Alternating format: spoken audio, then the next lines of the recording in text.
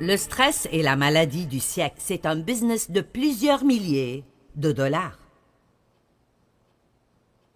Mais Jésus a dit, je suis venu pour que vous ayez la paix. C'est ma paix que je vous donne. Donc, vous avez la paix. Si vous êtes un chrétien, vous avez la paix en vous. Si vous avez reçu Christ comme votre sauveur, vous avez reçu le prince de la paix. Il vit en vous. La paix est en vous. J'ai donné un exemple la nuit dernière sur comment, s'il y a une tempête, la couche à la surface d'une masse d'eau aura des vagues, des ondes et du mouvement. Elle n'est pas douce et calme, mais très en profondeur. Cette eau est toujours aussi calme qu'elle puisse l'être. Et si nous nous regardons comme cela, il y a toujours quelque chose qui souffle à la surface de nos vies. Mais la paix est définie comme étant un cœur calme, et donc, quoi qu'il arrive dans nos circonstances, nous pouvons maintenir un cœur calme. Maintenant, je vais juste dire que je crois que c'est plus facile pour certains que pour d'autres.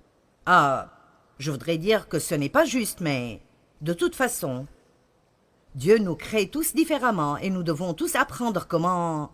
Il y a quelque chose qui est difficile pour tout le monde. Donc, pour mon mari, c'est très facile d'oublier ses soucis et de ne pas s'inquiéter, et alors il a été une image parfaite de paix à travers nos 48 ans de mariage. Moi, en contrepartie, j'étais accrochée désespérément à propos de quoi que ce soit tout le temps.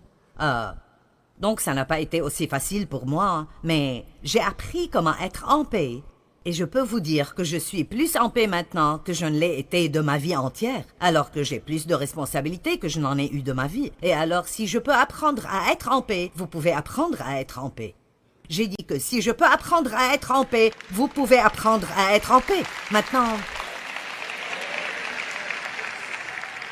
je crois que quelle que soit la parole prêchée, il y a la puissance d'amener la délivrance aux gens dans cette région, parce qu'il y a de la puissance dans la parole. Donc je m'attends à ce que des chaînes soient brisées chez certains dans cette région, et cela ne veut pas nécessairement dire que magiquement tout votre stress partira, mais quelque chose arrivera en vous, quelque chose sera brisé, et vous recevrez une révélation que vous n'avez pas besoin de vivre comme cela plus longtemps. Matthieu chapitre 11, verset 28. « Venez à moi, vous tous qui peinez et êtes chargés de lourds fardeaux, et je vous donnerai du repos. Je reposerai, soulagerai et rafraîchirai vos âmes. » Il me semble que ce qu'il dit est « Je peux vous apprendre comment vivre sans stress. Prenez mon joug sur vous et apprenez de moi. » Maintenant, si nous lisons juste le verset 28, c'est comme si tout ce que nous avons besoin de faire est de venir chez Jésus et il fera que tout cela arrive. Venez à moi, vous tous qui peinez et êtes chargés de lourds fardeaux, et je vous donnerai du repos. Nous voulons prendre cette partie et... Jésus, me voici, agis. Mais après, il dit, prenez mon joug sur vous et apprenez de moi. Donc, apprenez de moi veut dire, d'accord, je peux vous montrer comment avoir du repos, du soulagement, du rafraîchissement, mais vous allez devoir regarder comment je vis, et vous allez devoir me suivre et apprendre à faire les choses de la façon dont je les fais. Maintenant, il utilise ce terme « joug ». Prenez mon joug sur vous, et nous ne sommes probablement pas familiers avec cela. Alors, j'ai en fait une image que nous allons mettre ici, que je veux vous montrer de ce que ça veut dire d'être sous le même joug avec quelqu'un d'autre. Ceci est un joug de bœuf. Et vous voyez qu'ils sont connectés ensemble, parce que si les deux tirent le poids, ça rend la tâche beaucoup plus simple. Et Jésus nous dit littéralement, si vous restez sous mon joug, attaché à moi, je tirerai avec vous à travers la vie et je rendrai votre tâche beaucoup plus facile. Mais maintenant, nous devons comprendre que Jésus dit, il y a une autre analogie ici et je crois que c'est restez près de moi, restez connectés à moi, restez avec moi dans toute situation et regardez bien et voyez comment je ferai quelque chose et puis suivez-moi. Et de cette façon, vous ne vivrez pas sous le stress tout le temps. D'accord, vous pouvez enlever l'image. Je voulais que vous voyiez ce que c'était. Une bonne prière, une prière magnifique et « Oh Dieu, enseigne-moi ta voix ». La Bible dit que les Israélites ont vu les actes de Dieu, mais Dieu a appris à Moïse sa voie. Les Israélites voulaient des miracles. Beaucoup veulent des miracles. Oh Dieu, que ceci s'en aille. Dieu change cette situation pour qu'il n'y ait pas de pression dans ma vie. Mais Moïse est allé plus profondément, et vous devez aller plus profondément et dire Dieu, quoi que soient mes circonstances, enseigne-moi ta voie. Apprends-moi comment m'en occuper comme tu t'en occuperais. Allez, pouvons-nous glorifier plus fort?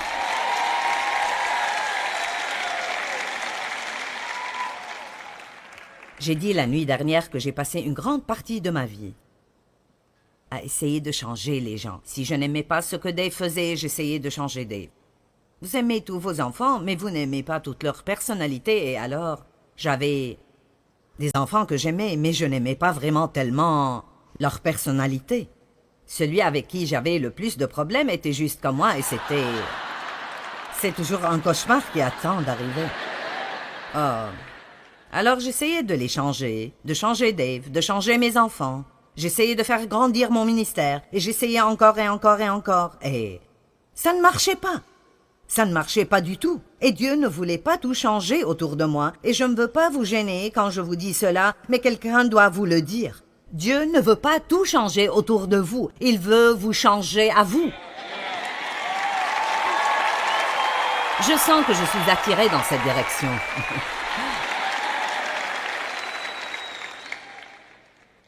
Mince, si nous pouvions juste comprendre ceci, Dieu ne veut pas changer toutes mes circonstances pour qu'elles m'aillent bien tout le temps, et la vie est douce et bonne. Il veut me changer à moi. Jésus a dit « Suivez-moi ».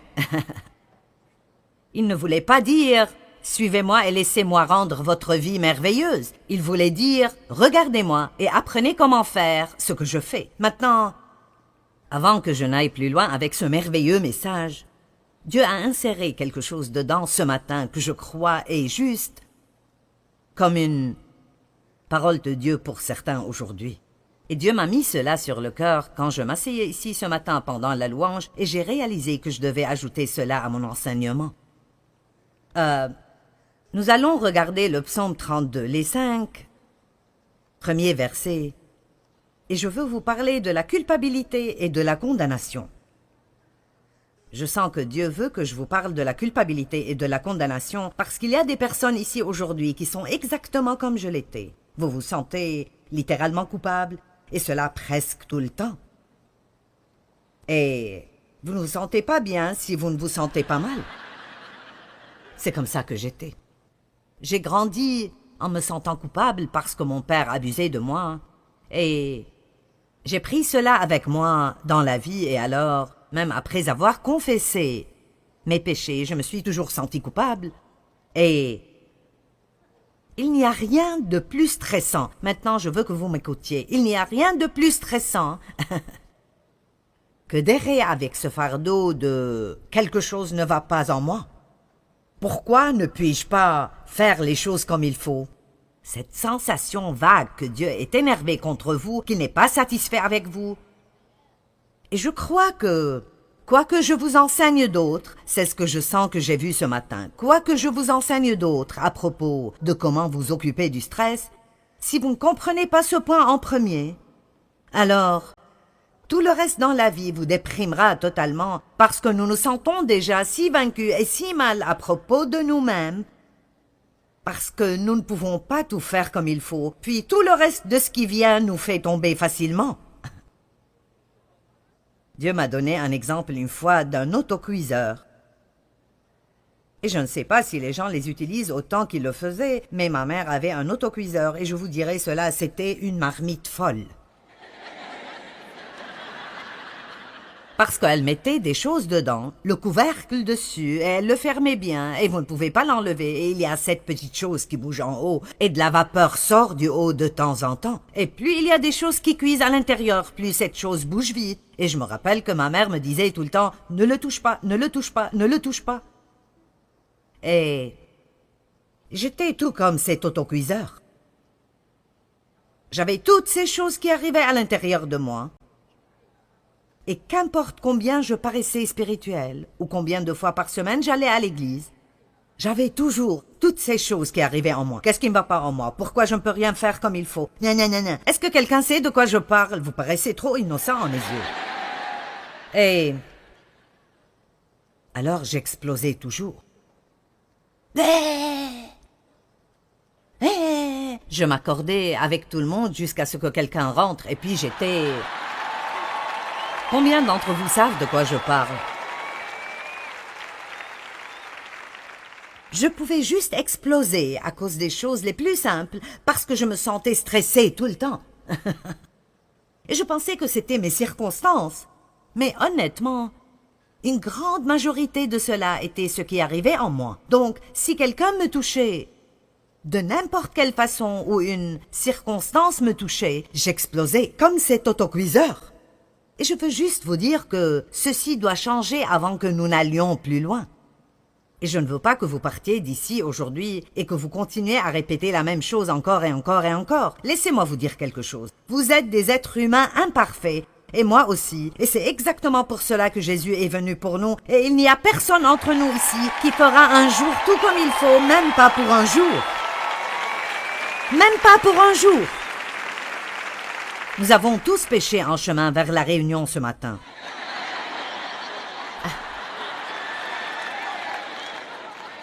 Nous péchions en chemin. Je veux dire, vous savez, la Bible parle de péché dans les pensées, les paroles et les actes. Je ne peux pas vous dire que toutes mes pensées étaient belles aujourd'hui. Mais Dieu merci, je sais comment les chasser maintenant. D'accord, Psaume 32, ceci est pour quelqu'un ou un groupe de personnes, des personnes qui regardent à la télé. Comprenons ceci.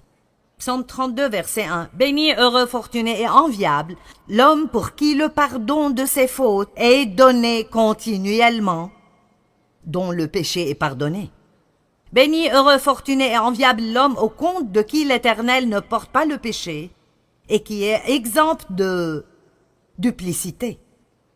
Tant que je taisais ma faute, avant de confesser, je m'épuisais à gémir sans cesse à longueur de jour. Le jour et la nuit, ta main s'appesantissait sur moi, ma vigueur m'abandonnait comme l'herbe se dessèche l'été. C'est là, pause et pense calmement à cela.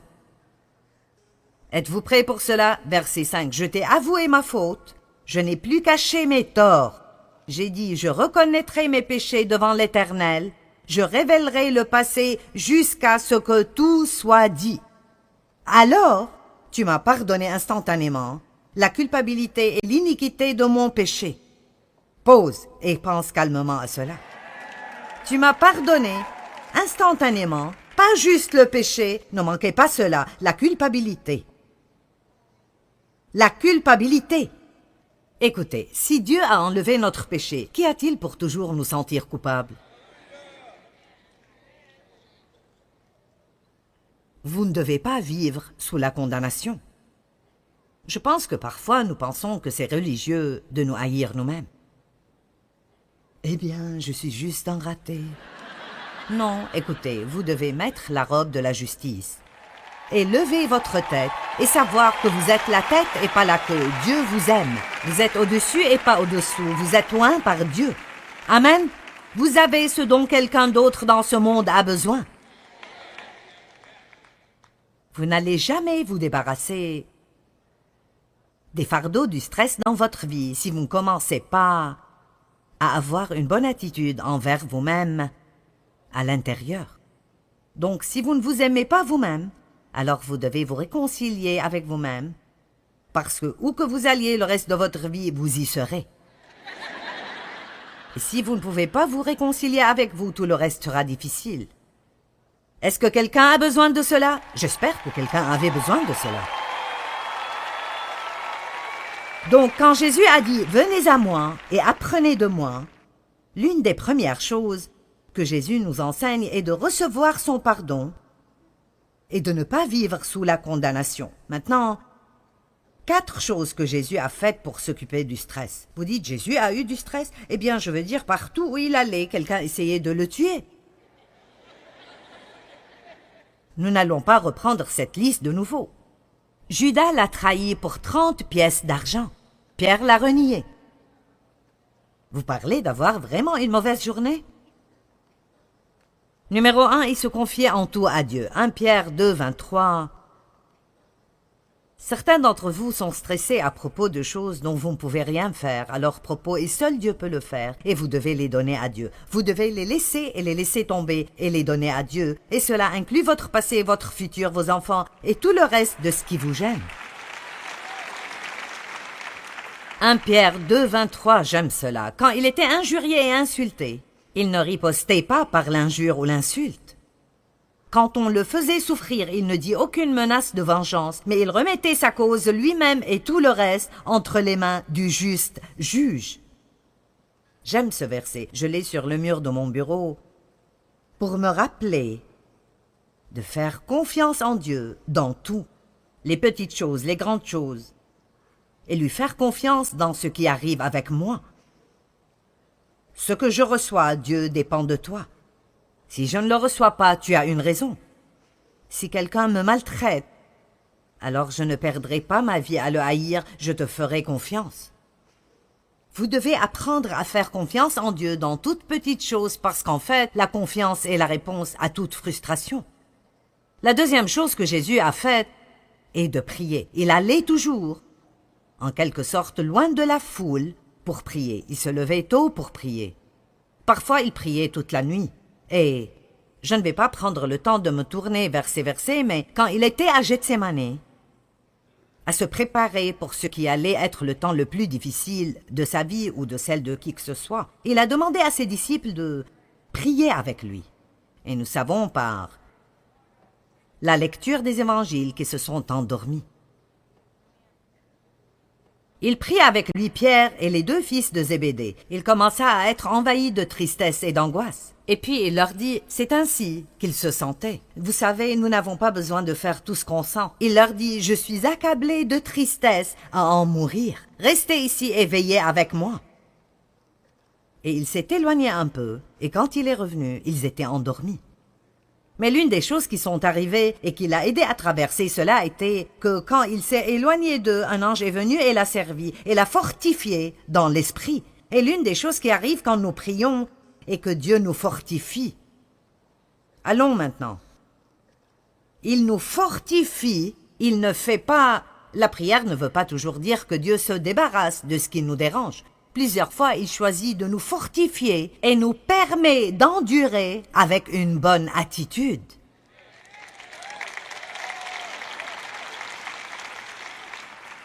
Et ça m'a pris longtemps pour accepter cela, parce que je ne voulais pas devoir passer par là, je voulais que Dieu s'en débarrasse. Amen. Et la troisième chose que Jésus savait faire pour l'aider avec ce facteur du stress, il savait quand se taire. Oh. Jean chapitre 14, verset 30.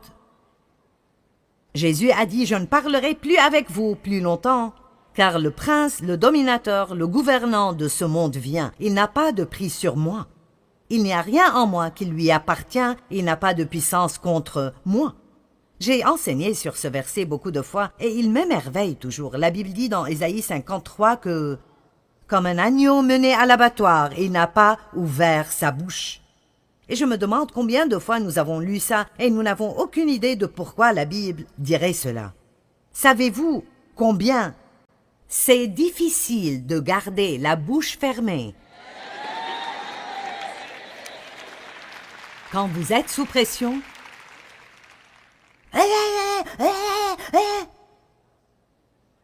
Et nous devons apprendre de cela. Allez, Jésus a dit, prenez mon joug sur vous et apprenez de moi. Donc nous regardons comment Jésus s'est occupé du moment le plus intense et stressant de sa vie. Et la Bible dit qu'il n'a pas ouvert la bouche. Et il a dit à ses disciples, je ne vais plus beaucoup vous parler maintenant. Il aurait bien pu dire, parce que c'est un moment très difficile pour moi. L'ennemi n'a pas de prise sur moi et je ne vais pas ouvrir ma bouche et dire quelque chose que je ne devrais pas dire et lui donner une entrée dans ma vie. Combien d'entre vous sont contents que Jésus ait gardé la bouche fermée en ce jour? Vous savez, je trouve cela très intéressant. Et puis Matthieu chapitre 27, Versets 12 à 14. Mais ensuite, quand les chefs des prêtres et les responsables du peuple vinrent l'accuser, il ne répondit rien. Alors Pilate lui dit, « Tu n'entends pas tout ce qu'ils disent et la gravité des choses dont ils témoignent contre toi. » Mais il ne répondit point. Mon Dieu, c'est si difficile de ne pas essayer de convaincre les gens que vous êtes une bonne personne. Je ne sais pas pour vous, mais je trouve que c'est difficile de ne pas me défendre. Mais tu ne comprends pas, tu ne comprends pas, tu as une mauvaise image de moi. Calme-toi et laisse-moi te convaincre que je suis une bonne personne. Jésus n'a pas répondu. Il n'a pas répondu, et encore devant Pilate et Hérode, il est resté silencieux pendant l'accusation. Je ne dis pas qu'il n'y a jamais eu un moment pour parler pour vous-même, mais très souvent ça empire juste les choses. Jésus était sur la croix. Ceci est étonnant pour moi. Jésus était sur la croix pendant 5 heures et 59 minutes. Pendant ce temps, le récit de ce qu'il a dit est un total de 41 mots en grec qui deviennent 51 mots en anglais. Dire ces mots a pris approximativement un total d'1 minute. Donc, pendant 5 heures et 58 minutes de son temps sur la croix, il était complètement silencieux.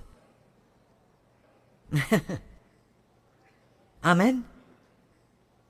Et puis la 4e chose que Jésus a faite, qui est un grand remède contre le stress, est qu'il pardonnait rapidement.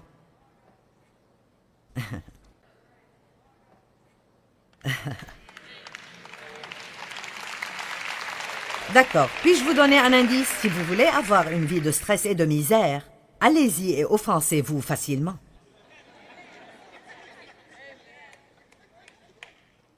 Continuez de dire « Eh bien, je n'y peux rien, je suis juste susceptible. Je suis juste une personne susceptible, je suis blessé facilement. » Eh bien, arrête. Tout le monde peut facilement être blessé s'ils le veulent. Sur la croix, Jésus a dit « Père, pardonne-leur parce qu'ils ne savent pas ce qu'ils font. » Sur la croix. Et sûrement, s'il peut pardonner aux gens pour cela, alors nous pouvons nous occuper des choses de tous les jours qui viennent vers nous. Je ne sais pas ce que vous attendiez que je vous dise quand je vous ai dit que j'allais vous enseigner comment vous débarrasser du stress, mais ça ne fera pas une once de bien. Vous pouvez vous débarrasser de toute source, tout ce que vous pensez être la racine de votre stress, et si vous restez plein de culpabilité et vous restez énervé contre les gens, et vous vous inquiétez à propos de ce que tout le monde pense, et votre bouche travaille tout le temps, vous allez toujours être stressé, parce que le stress ne vient pas de ce qui arrive autour de nous, c'est ce qui arrive en nous. Amen? Eh bien, vous devriez être plus heureux que vous ne l'êtes, mais je vais continuer. Actes chapitre 24, 16, je veux que vous regardiez cela, je pense que c'est un bon verset. L'apôtre Paul a dit cela.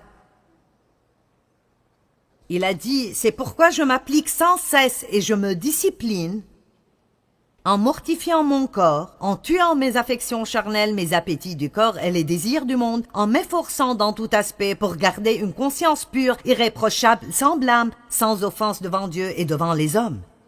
J'aime cela. Paul a dit, j'ai travaillé sur cela. Ce n'est pas une chose qui vous tombe dessus, c'est une chose que vous devrez vous lever et faire exprès chaque jour. Chaque jour, je vais devoir dire non à ma chair. Chaque jour, je vais devoir me discipliner. Je pense que nous devrions tous juste avoir un but. Soyons tous d'accord pour avoir un but. Unissons-nous tous et voyons si nous pouvons donner à Satan une crise de nerfs.